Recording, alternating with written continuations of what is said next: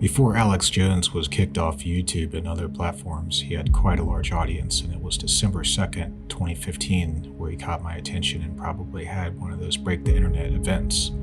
Trump appeared as a guest on his program that day, and the large InfoWars audience then knew Alex was all in on Trump.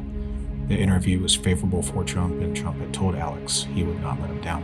I routinely talk to the top generals, special forces, Pentagon currently, out of the Pentagon, CIA, as I know you do, and we'll just leave it at that. There are a lot of people in this government and also retired who don't want to destroy the country. They really know that we've reached the crossroads where the country's done as a third world nation within a few more years. Forget Donald Trump in 4 years. If this happens, we're done. I mean, we're talking about resurrecting the dead here. We could turn it around right now, as you've said properly. You're dead on, sir. You're right. We could turn it around. All the actuaries, all the numbers show it. But it's got to happen the next few years or we're done. Right. And there are globalists that want to have a world government, a system run by select crony capitalists, using socialism at the grassroots to make people dependent.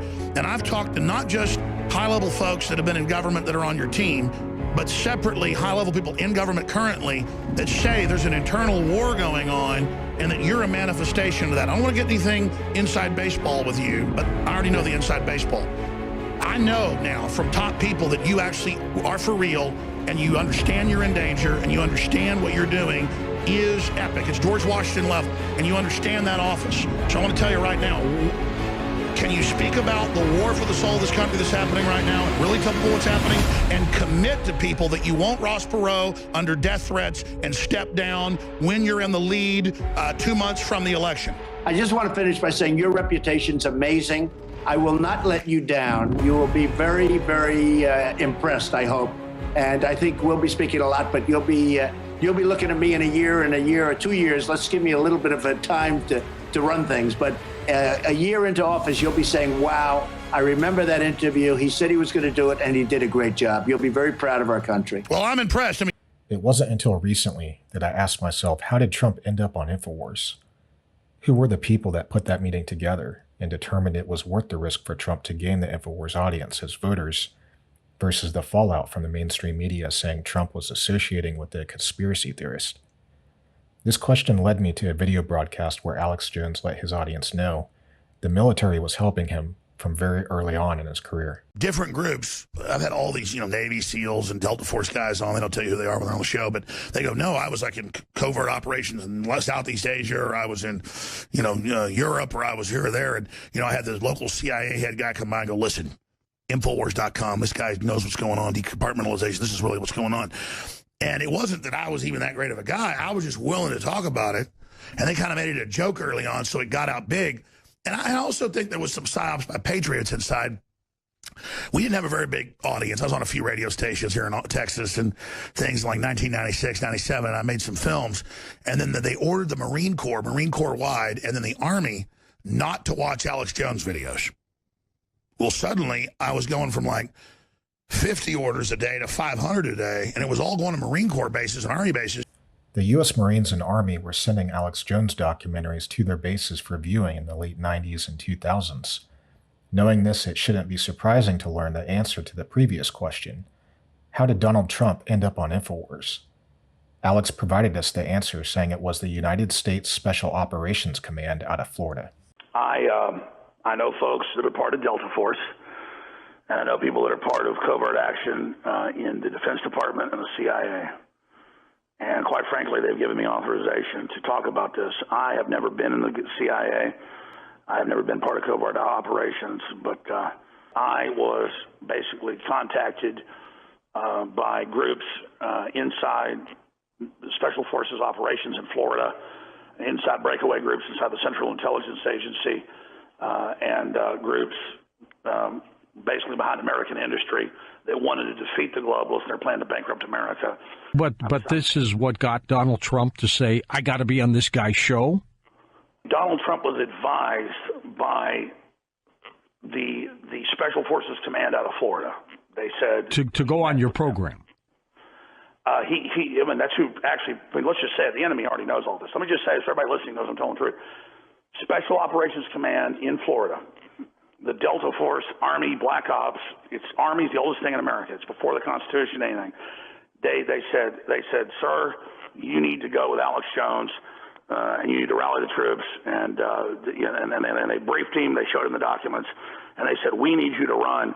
And the Delta Force basically asked Trump.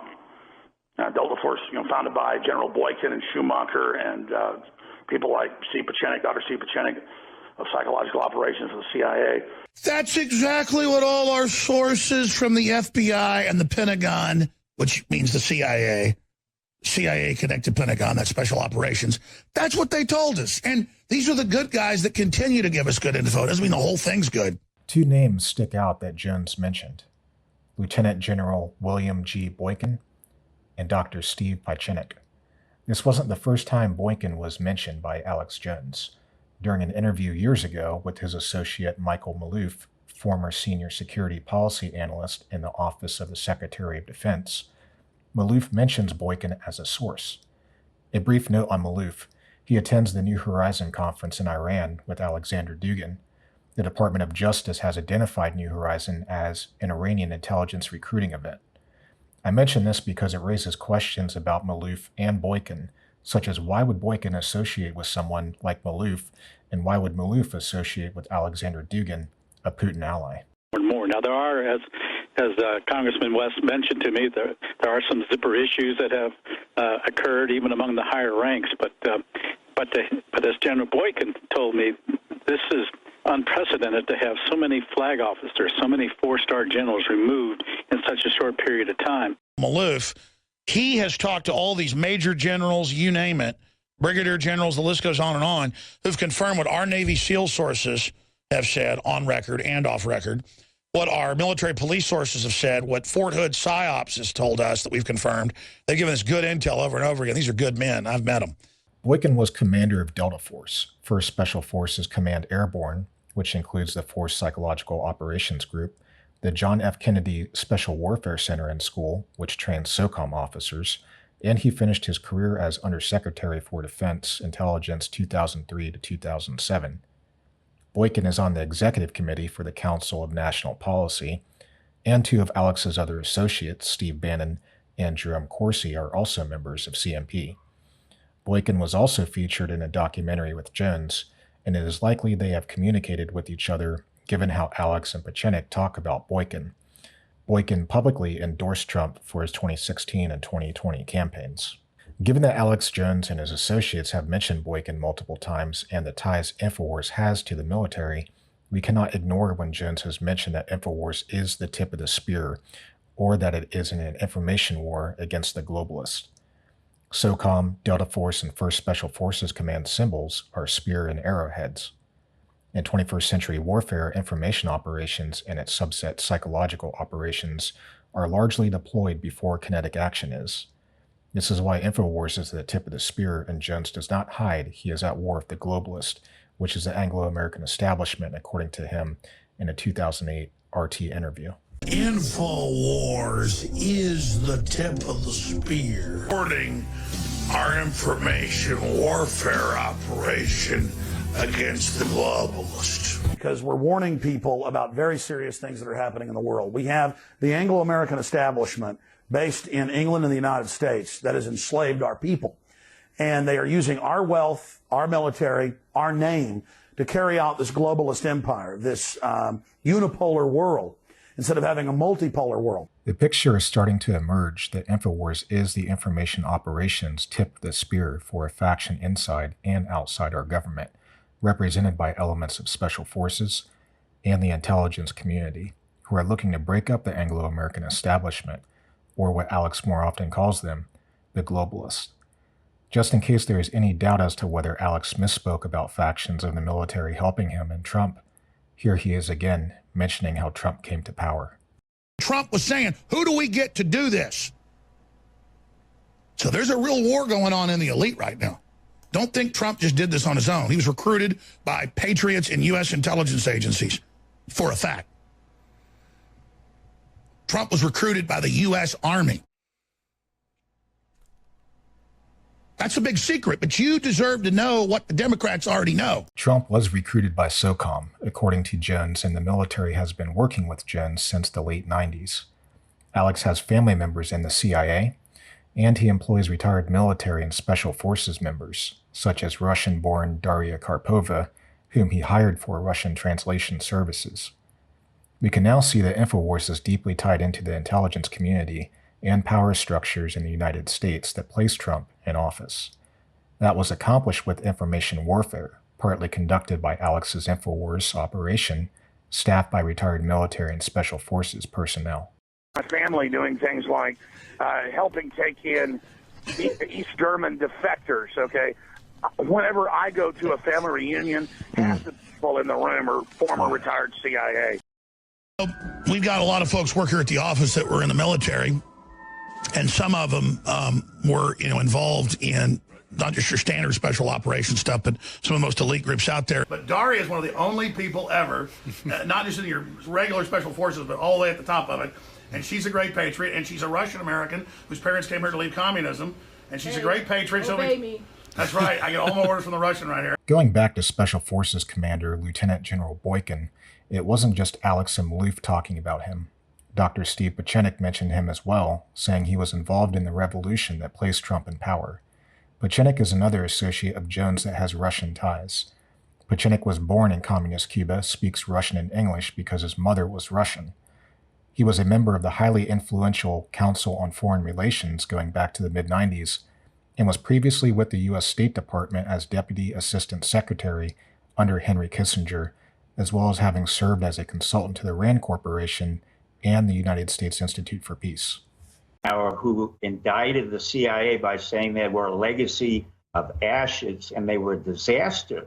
This is the first president in the 21st century to say, I will not allow any form of corruption to exist in our voting system. Simple as that. And I will remain in power. He utilized all the men and women in our intelligence community in the White House, General Nakasone, General Keith Alexander, Boykin, Special Forces. I mean, these are names that I've told you about before, but they're quiet. And these are the real heroes. And unfortunately, as Adam Curry said in one of his shows, he said they're not going to televise the revolution. And that comes from an old song in 1971, as you know. Jones, Maloof, and Pachenik have all mentioned Lieutenant General Boykin. We know Jones wants to destroy the Anglo-American establishment. We know Maloof attends Iranian intelligence recruiting events with such titles as The Demise of America, while associating with Putin allies. And we know Pachenik is no aficionado of the Constitution and supports devolution, as we shall now see. Let me be very frank. I have never been an aficionado of the Constitution. The reason for it, it's outdated. And what's happening now is we're coming into a new realism, a hyper-realism, where the states become more important. The devolution of power from the federal government, I told you, is happening very quickly. Pachenik mentioned Boykin in the context of the revolution not being televised, and certain people preferring to keep quiet. However, Boykin is not a ghost, and we can form a picture of who he is via his associations, which we will examine presently. Would you be surprised to know that Boykin is a close associate with a Greek national named Nicholas Papanikolaou, who in turn is a close associate of former KGB General Vladimir Yakunin? Both Boykin and Papanikolaou are members of the Knights Hospitallers of the Sovereign Order of St. John of Jerusalem Knights of Malta. They are also members of the Oak Initiative, whose founder is Rick Joyner. Rick is a fellow Knight Hospitaller, and the Knights organization traces its history back to Russia. Papanikolaou and former KGB General Yakunin co-founded the World Public Forum Dialogue of Civilizations, or WPF-DOC for short. Yakunin was interviewed in person by the Council on Foreign Relations, which was a partner to the WPF-DOC, and they called Yakunin a close associate of Putin. Officially on the record. Today our speaker is Vladimir Yakunin. For those who aren't familiar with him, he is the president of the state-run company Russian Railways. So he really is the guy who makes the trains run on time. Unlike the traffic here. Yeah, that's right. I'm sorry we can't do something about our airline system here, so you'd be... But he is a former first secretary of the Soviet permanent rep office to the United Nations. He's a former deputy minister of transportation. He's a close associate of Prime Minister Vladimir Putin's and considered to be one of Russia's really true insiders. Yakunin was also interviewed by Tiberio Graziani's Italian Journal of Geopolitics, where he stated the time for mere dialogue was over, and it was time for exerting controlled influence over social processes. We can assume that influence would be in support of a Eurasian empire, which is something Yakunin advocates. Graziani is on the High Council of Alexander Dugin's International Eurasia Movement, which calls for a multipolar world order, just like Alex Jones was advocating for in RT in 2008, and for the integration of post-Soviet spaces into the Eurasian Union. What is particularly interesting about Boykin's association with Papanikolaou is that both men were in Rhodes, Greece during October 2, 2011 for a Knights Hospitaller ceremony. Just 4 days later, also in Rhodes, Papanikolaou was meeting with Yakunin at the WPF DOC event. This raises some questions such as, was Boykin in contact with retired KGB General Yakunin? Was Alexander Dugin there as well? Dugin regularly travels to Rhodes. Yakunin is an important figure not only because of his railway business, he also used to be a diplomat to the UN, which might explain why UNESCO is a partner to the WPF DOC, that is because of Yakunin's connections to the UN. Yakunin is also editor and publisher of 2 Dugin anthologies and was meeting with Dugin going back to at least 2004. That group is organized by Putin-endorsed Center for National Glory of Russia, a partner organization to the WPF DOC, where Yakunin serves as chairman of the board of trustees. Yakunin regularly met with Putin, and probably still does, when he was a Russian railway boss. He is also associated with Putin through the Ozera Dhaka Cooperative. Another Boykin, Papanikolaou, and Joyner associate is Ted Baer, who is also a member of the Knights organization and was working with Yakunin's wife at events such as the World Congress of Families and World Public Forum, which are sponsored by people like Yakunin and Putin and Dugin associate Alexander Malafiev. I believe we now have a decent picture of Boykin via his associates, and we can understand somewhat why his name is being mentioned by Jones, Malouf, and Pachenik, all individuals looking to break the current establishment. They said the military put Trump into power and mentioned Boykin. Jones would later advocate using the military to keep Trump in power. Organizing violence and moving, and I can see they're moving with it behind the scenes. It's time for covert action, and it just has to happen. So if people kind of see InfoWars as a bellwether where the people sit, I'm just saying I think the president and the military has to do what it has to do at this point. I mean, it would be negligent to sit here at this point. Concluding part 1, we learned that United States Special Operations Command put Trump into contact with Alex Jones. We also learned InfoWars is likely the tip of the spear for factions of the military and intelligence community, and that Lieutenant General Boykin was mentioned by Jones and his associates who are questionable in terms of their loyalty to this country. And Boykin, while he might be silent, is associated with individuals close to a KGB general. Lastly, it wasn't only Jones that advocated using the military in support of Trump. Someone much closer to Lieutenant General Boykin was suggesting using the military to take over the United States before Trump even came to power. So I think these are unfolding. And what I saw when I saw martial law come into America was military law. I saw it being an answer. And I believe right now, if we're going to go that way, if our present leaders are not going to hear, not going to defend our country, not defend our borders, and open the door to the kind of terrible things I saw, then, you know, martial law is going to seem like a reprieve. And the real key is who the marshal is. We need to start praying now, if this is going to happen, that the Lord have the right marshal with wisdom, with a love for freedom. You know, I would hope an absolute commitment to our Constitution. And you say, well, how could anyone who takes over the country under martial law have a love for our Constitution? In extreme crisis, sometimes you have to do extreme things. That doesn't mean they can't move us back towards that. Bring order, bring control, bring the defense that we need in our country and the protection of our citizens that are needed. and then bring us back to the republic and restore the republic that we're called to be. That's my prayer. I believe that can happen. I believe all of the things we've done to undermine our Constitution can be corrected and changed. So, but I'm praying right now, whoever the marshal is, please give him great wisdom, resolve, courage, everything else needed for these times. And as I've started telling friends for a long time, that no election's going to get the right person in there that can restore us, because the system is so broken, so undermined right now, the whole system. I believe our only hope is a military takeover, martial law, and that the most crucial element of that is who the marshal is going to be.